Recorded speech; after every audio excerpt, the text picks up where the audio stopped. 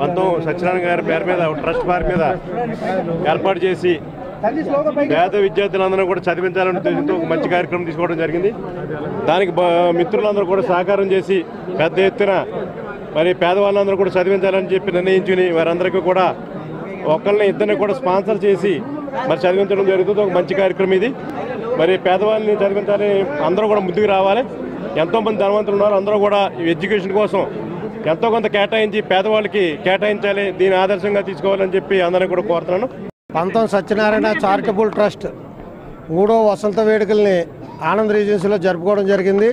Trust సభ్యులందరూ అలాగే సేవాభిలాష కలిగినటువంటి వారు రాజమండ్రి నగరాభివృద్ధి అనేటువంటిది నెక్స్ట్ సంకల్పంగా భావించాం మేము. నెక్స్ట్ కార్యక్రమం దాంట్లో అన్ని స్వచ్ఛంద సంస్థల్ని సేవాభిలాష కలిగిన మేధావుల్ని ఊరి మీద అభివృద్ధి చేయాలనేటువంటి కోరిక కలిగినటువంటి ప్రతి వ్యక్తిని కూడా ఇందులో కలుపుకొని నెక్స్ట్ కార్యక్రమాన్ని ఒక కార్యాచరణ రూపం తయారు చేస్తామని చెప్పి తెలియజేసుకుంటాం.